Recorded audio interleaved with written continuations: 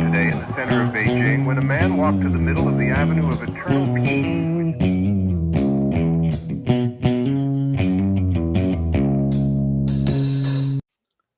Well, all right. Welcome back to the Survival and Basic Badass Podcast, Kevin and Chuck. Today, well, we're going to talk about the great outdoors, right? Prepping, survival show. A lot of us like to go out, hike, camp, enjoy nature. Well, there are certain basic essentials. Now, obviously, your most important tool is your mind, right? They say, like with a gun, that the safety's between your ears. Well, it's the same thing when you're outdoors and enjoying nature. Your biggest asset is your knowledge and what you're, aware of. But as preppers, we all like to talk about gear and cool stuff. So we're definitely gonna jump into some cool gear and different things that you might want to look into.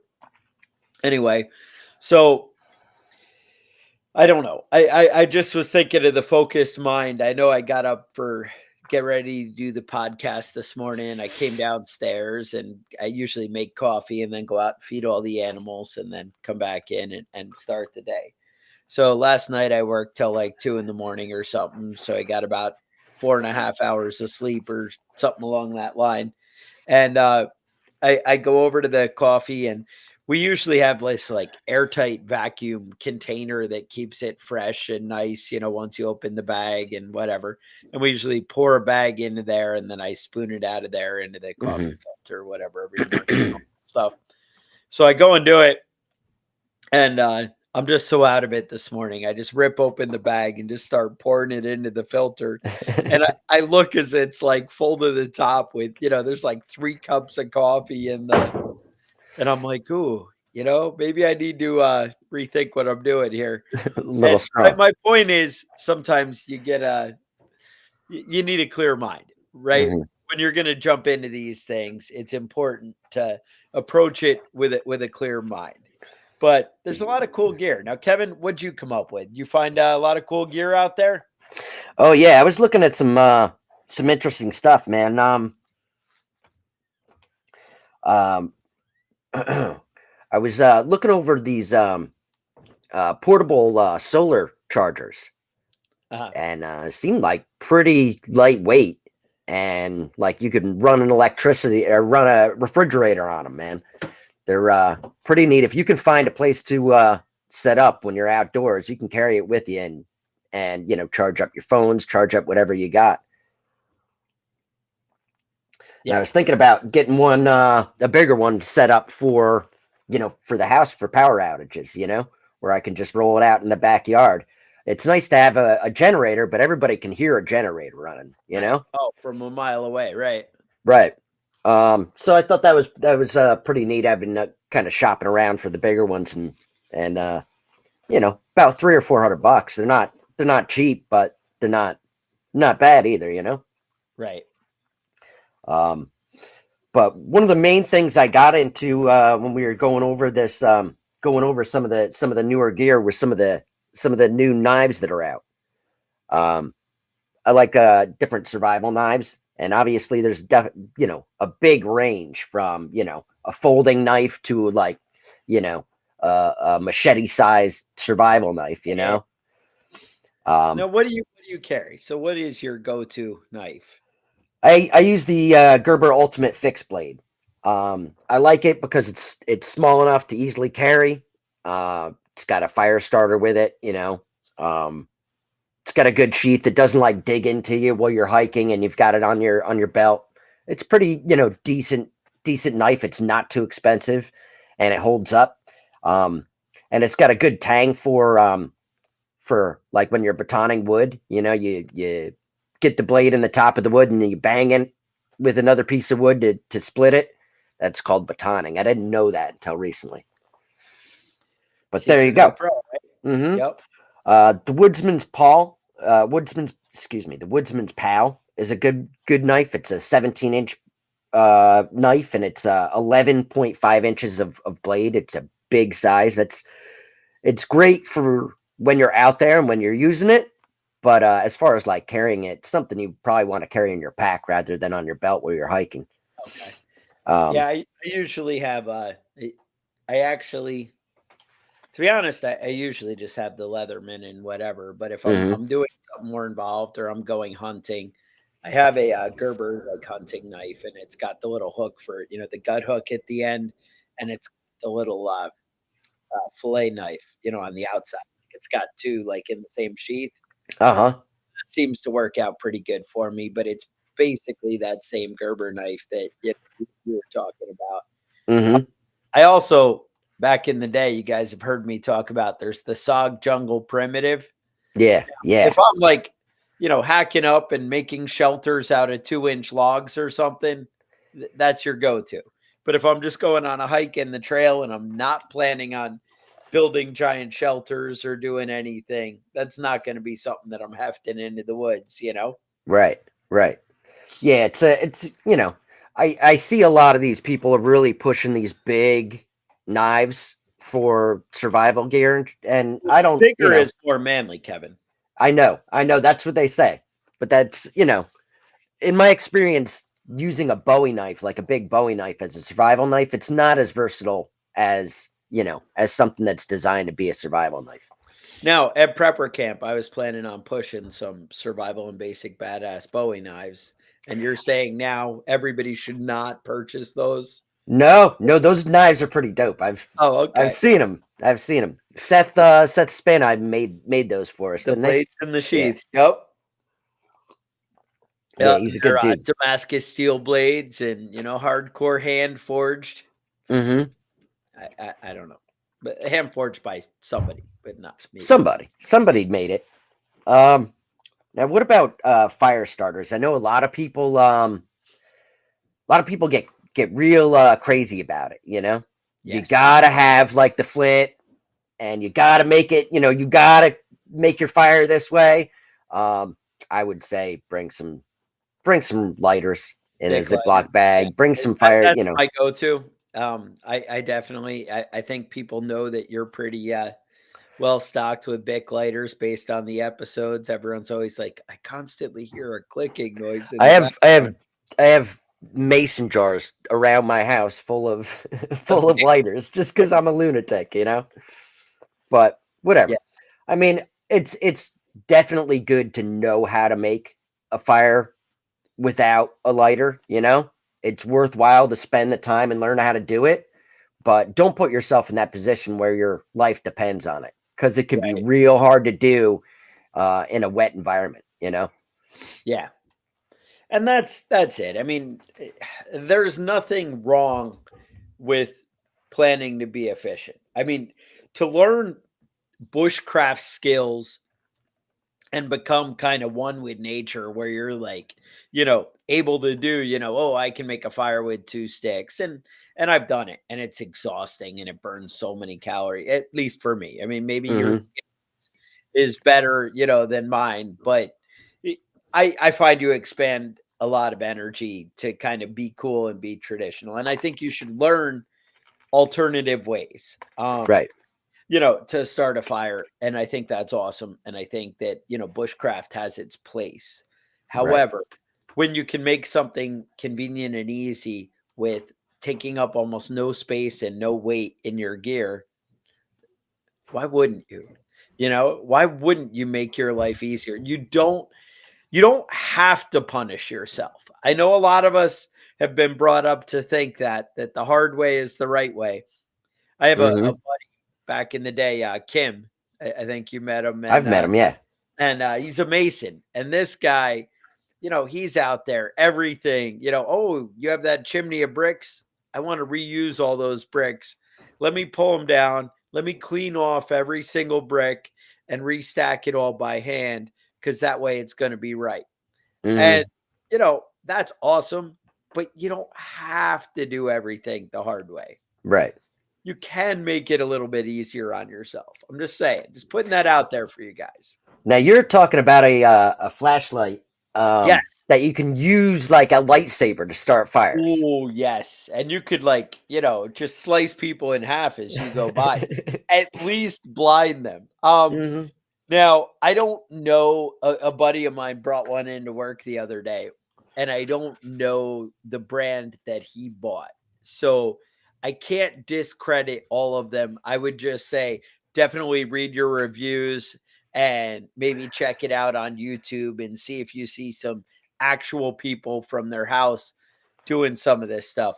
But we tried to start a fire all day with my laser flashlight will start a fire. It didn't happen.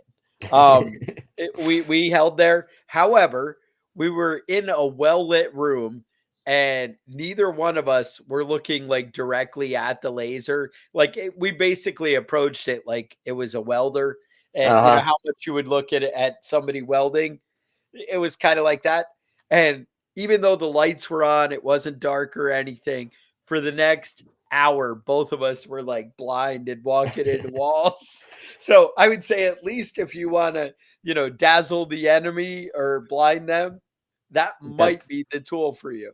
all I right. think that could be its designed purpose or Mm-hmm. how you could apply it. But I Right. don't think I was able or anybody would be able to start a fire with the ones that I have experience with. That's the Mm-hmm. answer. All right. All right. I mean, now we might as well roll right into flashlights with that. All right. Um, Now Now back in the you can get a flashlight from the gas station that takes two yes. AA batteries and it will kind of light stuff up, you Now, know? yeah. Now what are But they like C123A or whatever the good batteries that work in the yeah, I don't know. That was and always what the SEALs and the special forces back when I was doing it would use. But the problem was they'd tell me they'd get overseas and they couldn't get the batteries anymore. they couldn't And get they're like, replacements we had for it. nowhere to get batteries. And then they'd be stuck. Now, I'm dealing with 10 to 15 year ago knowledge, right? Right.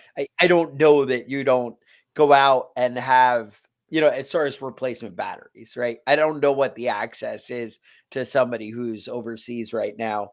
And, if you can just get Amazon to airdrop something with a drone or whatever in the middle of the desert, maybe that's a thing now. I don't Yeah. know how that works. But I know when I did it, that wasn't the case. Amazon However, delivers everywhere now. However, where I work, I do use those. Like I actually have these rechargeable batteries that end up being the equivalent of two of the 123A, whatever they are, batteries.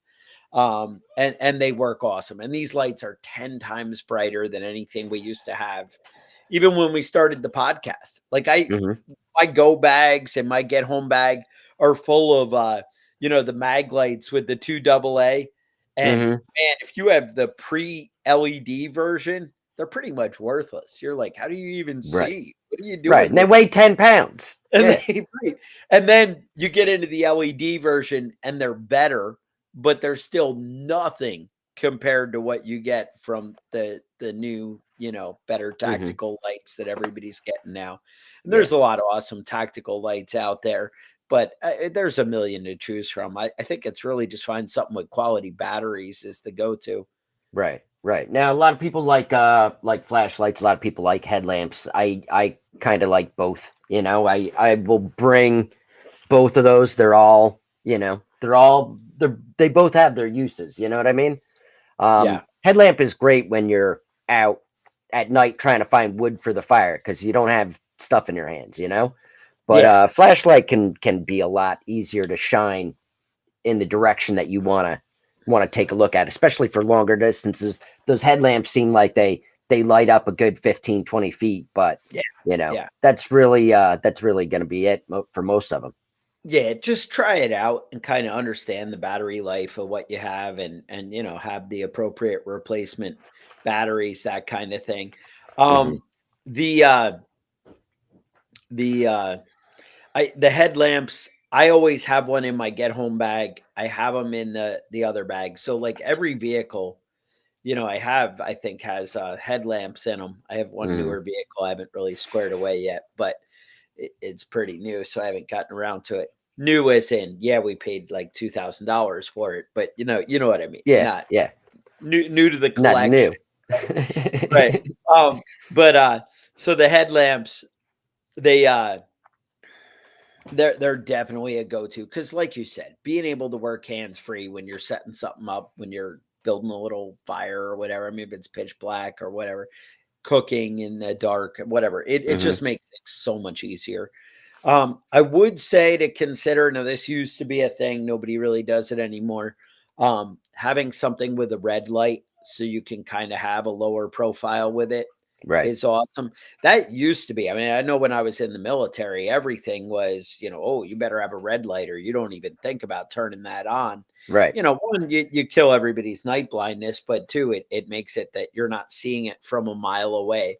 Right. Now it's only a quarter mile away, not, but it makes a big difference. I don't see anybody pushing or talking about that anymore with selling lights. So I don't really know why that's changed. Maybe you guys have some insight, put it in the comments. But either way, a red light is definitely an asset. Because as far as situational awareness, a bright light is not exactly going to help, your concealment, right? Yeah, and I can't tell you how many times I've dealt with somebody, at night that kept looking at me with their headlight on and blinding me, right? Just out, just turn it off. Turn it off unless you're using it, Yeah. No, that's always, a lot of people do that. That's a go-to common issue. Yeah. But now, it's just getting the angle. But anyway, go ahead. Now, first, the next one we got here is a first aid kit. Now, a lot of people sell decent portable first aid kits. I'm not a huge fan of the pre-made first aid kits. Not usually. Very rare. I'm more of a build my own kit or get a survival kit that I take half the shit out of and put new stuff in. But a lot of those survival kits really cut down on their price by cheaping out on a bunch of the stuff that's in there, And that's the thing. Like, basically, I try and find a nice pouch, and if that pouch comes with something, then that's gonna be cool, and then I go from there. But even like if you want something that's got quality gear, there's something, like, I don't know. We used to have, I think we had a sponsor way back, My Medic or something, and we plugged them on the show, and then they never paid us or whatever they were going to do, and I was like, that's kind of sucks. I mean, I know they did that to us, and I was like, what the hell? But anyway, there are guys out there that sell these things, and there are packs that are cool, but they're usually like 150, 160 bucks if it's going to have the quality gear and the well thought out gear inside it. And that's always it's tough to find. Whereas I feel like you can buy a good quality trauma bag or something for like 15 bucks, the bag itself. Right. And then outfit it with the right gear, I would say for probably another 30 or 40. Because realistically, I mean, I didn't price these before the show, but realistically, a good tourniquet is probably around 15 bucks. Something that's going to work. Right. You can find them like where you get them like $3 each if you buy a 5-pack. You get a little sketchy there where I don't know that I'd trust it. But if you're paying 15 bucks, it's probably enough. And I know there's like $40 ones that are a little bit better. But it's a little bit better. It's like a Daniel Defense and your Aero Precision AR-15, right? It's better, but is it really? Is it going to make a difference? Probably not. They're both going to stop blood from, leaking out the holes. Just saying. And you want to throw in Israeli bandage, some other cool stuff. Yeah. Usually there's good scissors out there that you can put in. You can get decent cutters for about 10, 15 bucks. But then on the flip side, decent cutters for 10, 15 bucks, but you could buy like the Gerber cutters for like 75. I like the Gerber, and they're, again, slightly better, slightly more useful, but you need to, think about your budget and where you're spending your money and how practical and how much you're really using. If I'm outfitting 3 cars, I really doubt they're going to all have those nice Gerber cutters in there. Right. But I do have one pair because you need. If any of you guys know where to get a good quality first aid kit that has the stuff that you Throw it want. in the comments. That's not, but yeah, it's not $250. Let us know. Put it in the comments and or You need to send us an send email. us one. That's the Yeah, answer. there you go. Kevin would really appreciate a good medic bag. Anyway, Mhm. sorry, moving on. I know you didn't want to spend too much time on that, but Yeah. Another one I got here is cook set. I saw a PFM 40 cook set that I was looking around. That was the best one I saw. The truth is, it's kind of the same thing with the first aid kit. I like to kind of assemble my own stuff. yes. It's good to have a little fire, a little stove for cooking. It's good to have, something to cook with and something to eat off of, utensils, plates, that sort of stuff. I mean, you got to really kind of decide for what you're doing. If you're, going out with the whole family, then, it's different setup than if it's just for you. Right. Personally, I've got my own stuff set up, different. I've got 3 different kits for cooking, and they're all small and reasonable. And, Right. they're all have different applications. But I mean, that's how it goes. A lot of the time, I mean, honestly, if you have a stick and a hot dog and a fire, you're good. You don't really need to get that crazy. I have a couple sheets of aluminum foil that I stuck in the bottom of something. Problem I have solved. my Boy Scout handbook with 3 sheets of foil folded into it. I'm good to go. It's, Hmm. I mean, cook on a stone, dude. Like Yeah. it's not, you find a flat rock, you can make a grill and work things out. It's all about convenience and time. Right. And that's really what it comes down to. None of us are saying you need to run out and spend hundreds and hundreds of dollars to put together, to go on a hike in the woods. That's Right. ridiculous. Hmm. We're not trying to be like that, right? You have the iPhone and a couple of water bottles, you're probably be okay. You're good. iPhone's got a little flashlight, your navigation, you're good to go. Uh-huh. But is that your best scenario? What happens when you fall in the creek and the iPhone goes away? Well, yes, but there's a lot of what ifs, that we could prepare Exactly. for. There's a lot of awful stuff that And could the happen that, budget, right? The yeah. budget can spiral out of control into crazy. Hmm. That I get. So don't read me, wrong on this, but you got to think about what what you're doing and where you're prioritizing your money and that kind of thing. So that's just something to consider. But as far as cook sets, I really like Stanley. They seem good. They have a bigger one that's not that big, but maybe it's like a quart uh pot, and it ends up, I just looked on Amazon, I was considering it. It was like $45. But to be honest, in all my bags, I actually have like a smaller one that's basically, maybe it's 2 cups in the pot, maybe it's a cup and a half, it might even be a cup. But Hmm. the smaller Stanley, I think it was about $27 when I got it. And I honestly, I like the smaller just for space. Right. Um, and this one, it has like a little cup, it has a little stuff in there.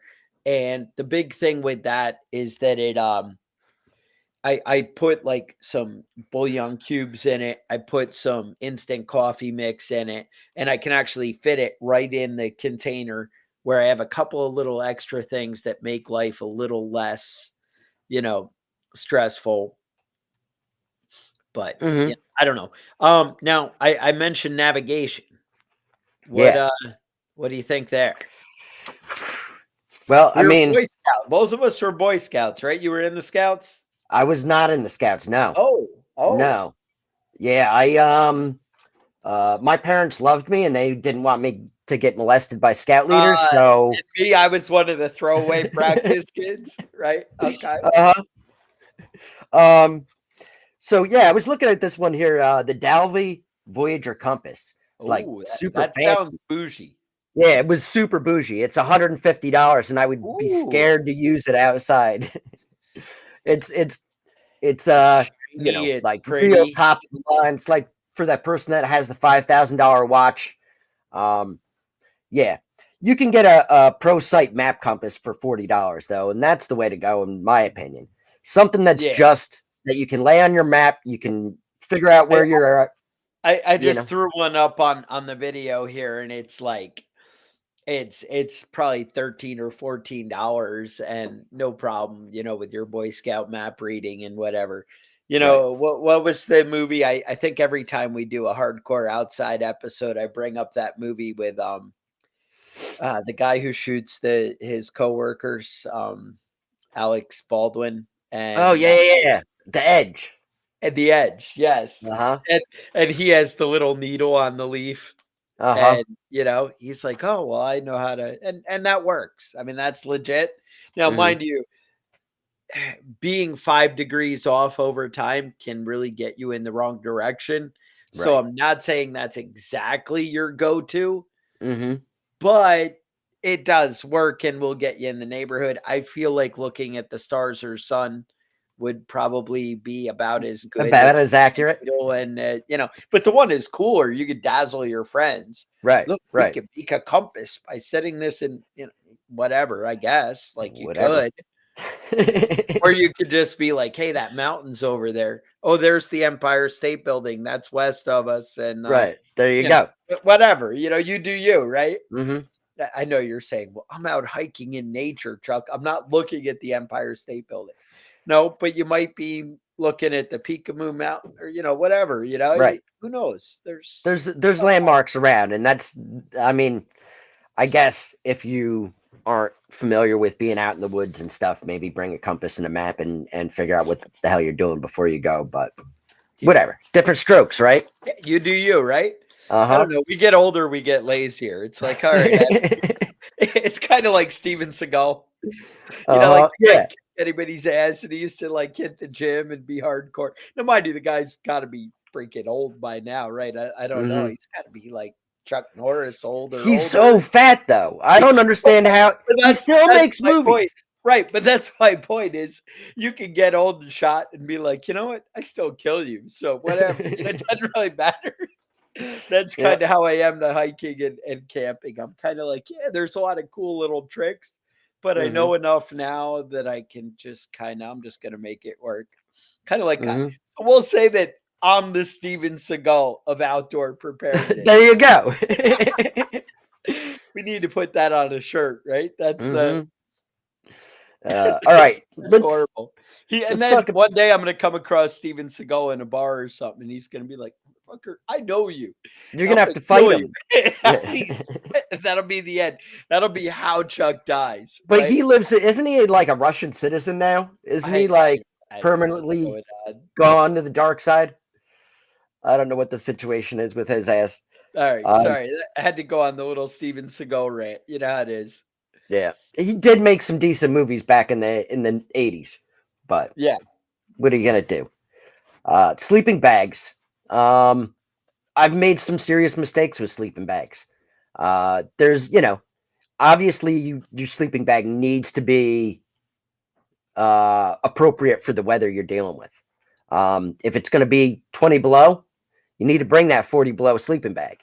I've got a sleeping bag that I brought out that goes down. It's like a real lightweight, real small sleeping bag. Goes down to, I think it's for 40-degree weather. Okay. I tell you what, it hit 35 and I was freezing my ass off. Yeah, Like, your toes, your feet.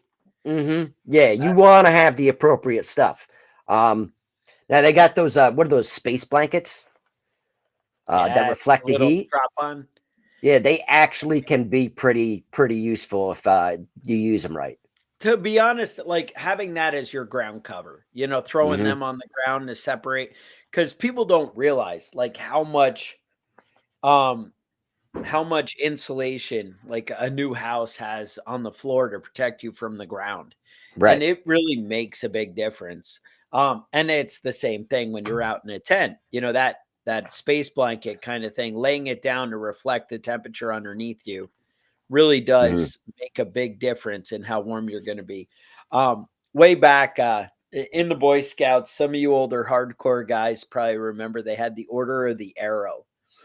And I don't even know if it was for that because I don't even know how far I went or what I actually did. So I don't even know. But I know that I somehow ended up, it might have just been the Wilderness Survival Merit Badge, but somehow I had to spend the night for 24 hours outside in the woods. And somehow in my mind, I was like, well, I'll do it in the winter because I'm lazy, and making a snow fort is easy.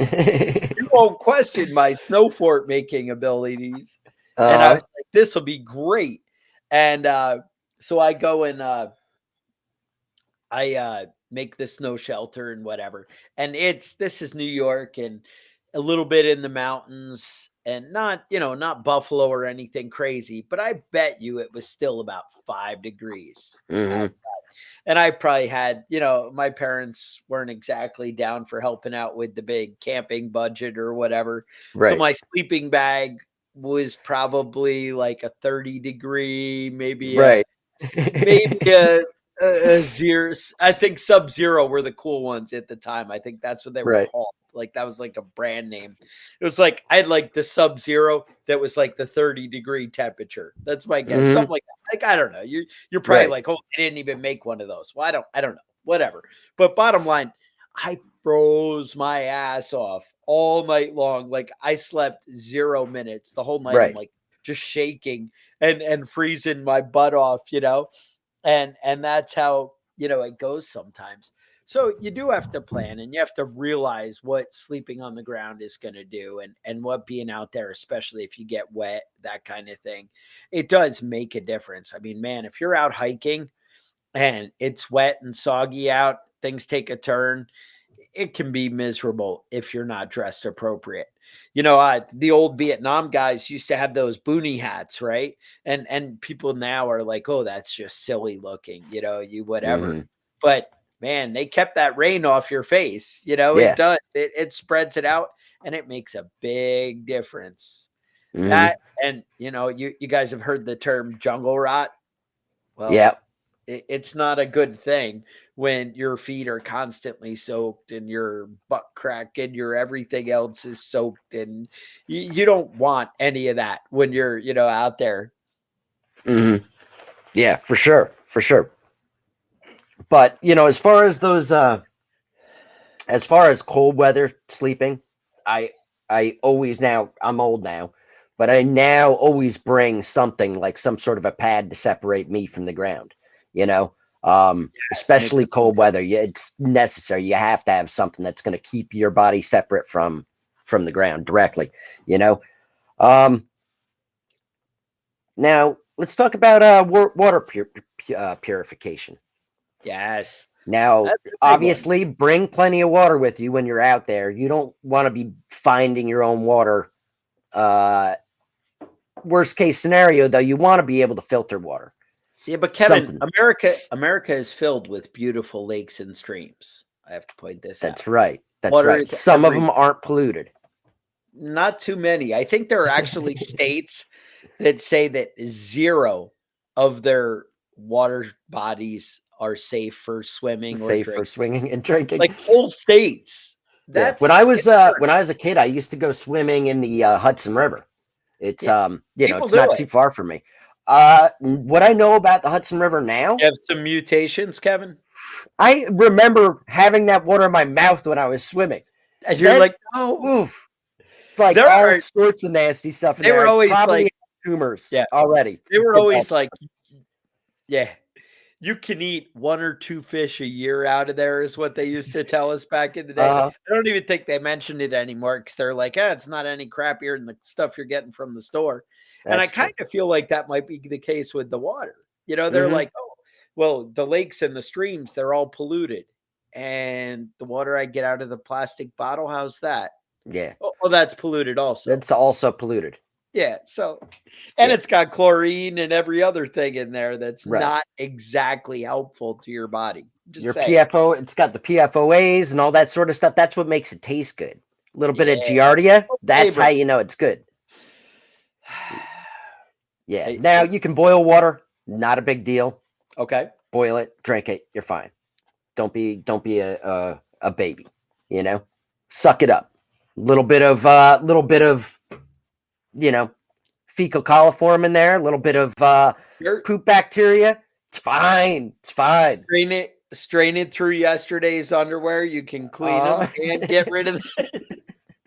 Kevin, that's going to be how you kill people this episode. Uh-huh. That's But I mean, there are things like life straws. Those are pretty damn useful. There's a company I like, Sawyer makes Mhm. water filters. And the bigger thing, it's nice to have something that you can like fill other containers with. Like the Right. Life Straw, and maybe they make other stuff now, but the traditional one that I know, you can just kind of straight drink the water out of the creek with it or whatever, and you got to kind of suck it through. You want something that you can pump and fill containers, that kind of stuff. Sawyer, I know, used to have an attachment that you can put right on a water bottle and it would Mhm. screw right on top and you could drink it out of the water bottle. So you could fill your 5 plastic, Dasani water bottles or whatever and throw them in the bag of dirty water and then drink it through the Life Straw. That's kind of cool. Another option that works, or through the Sawyer water filter. So there are different cool ones out there. I've been meaning to reach out and do an episode on actually water pumps and water filtration. I wanted to kind of reach out to some companies and see if I could get some specs and things that we could really go through and dig deep into that. But having a good water filter, and like I said, I really do trust and like Sawyer. Um, that's something that I've been happy with in the past. We used to have a sponsor, and it was really great. One of the girls out there sent it to us, and but it was like 60 or $70, and like it was an awesome water filter for us. But I know that's a big stretch for a lot of people, especially if you have multiple go bags to fill up. Mhm. Yeah. Now, also, one of the things that I used a lot in the past and works pretty well are the water purification tablets.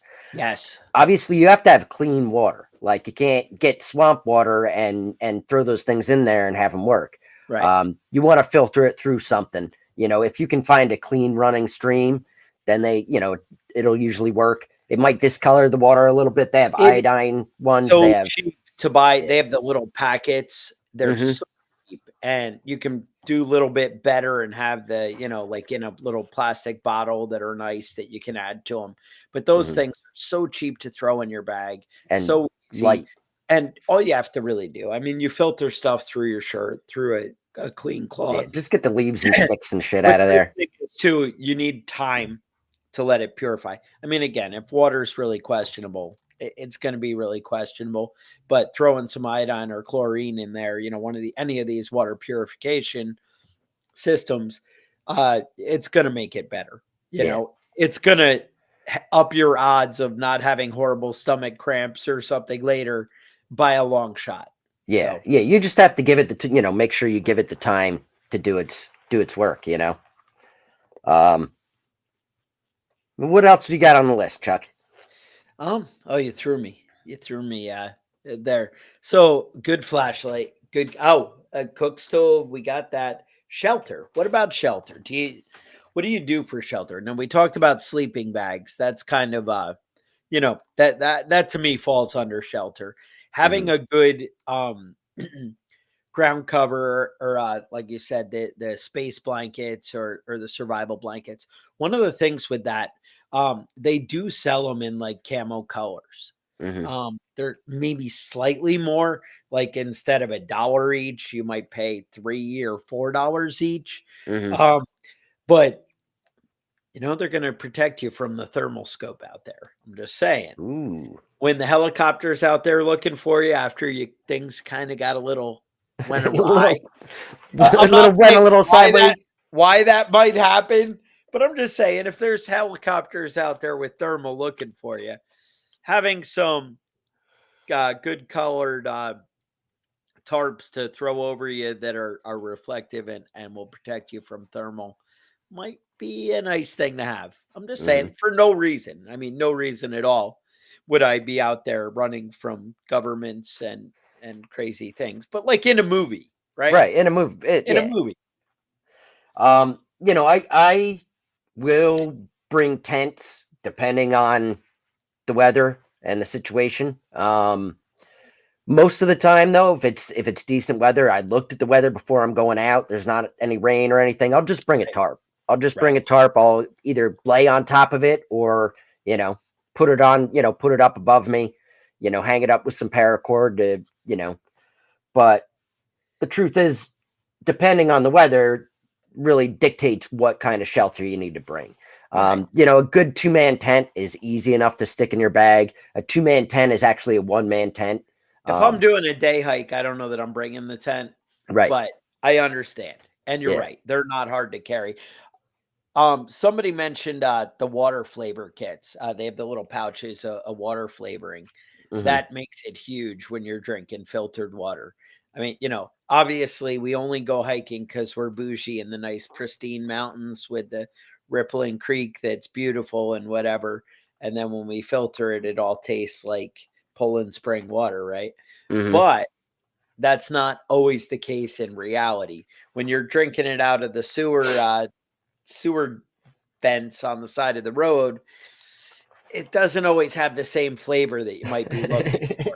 So there are a lot of little water packets flavor packets. They have little plastic bottles of them, and Hmm. they also have little pouches of stuff that you can put in the water. That's awesome. There's also ones with caffeine and things that can make your day a little bit better too. That you can add. That's going to maybe help you get home you know, a little bit quicker.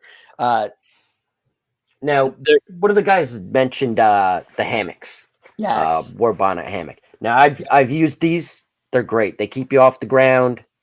They're ideal. A lot of them have covers that will go over top of you. A lot of them will have even just nets that'll keep the mosquitoes off your face while you're sleeping. Um, I've used them. They're comfortable. They're great. They're easy to sleep in, easy to carry. Most of them weigh like 2 pounds. yeah, They've got really, really good at setting these up. Um, I definitely had one that I set up over a creek that I was enjoying my life, living right, and then trying to get out of it, drop little my tough. phone in the Huh? water. Yeah, that So, sounds like I right, mean, so that happens. So, I mean, maybe just don't set it up over the creek. right, But I right. mean, they're really good. They're really useful, very light, very easy to pack. They pack up into like a little, 8-inch by 8-inch bag, and you're fine, man.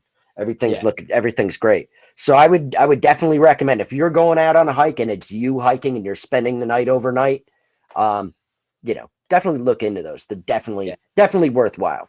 I had some old Vietnam era hammocks, and I usually use them for gear and for setting stuff up. It's rare that I would want to be like, "Hey, that's something I want to get into."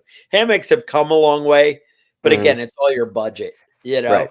know, um, yeah, it's all relative. So, bottom line, it's really having the knowledge, getting yourself prepared, learning some bushcraft skills is really going to be your go-to on what kind of what you need to bring in the woods. But I gotta say, a good knife. I always carry the Leatherman rebar Hmm. um, as a multi-tool. Obviously, it's not the same function completely as a fixed blade knife. I understand that, and if I had the choice, I'd rather have a fixed blade knife once I'm out and actually in the woods, and that's my only thing.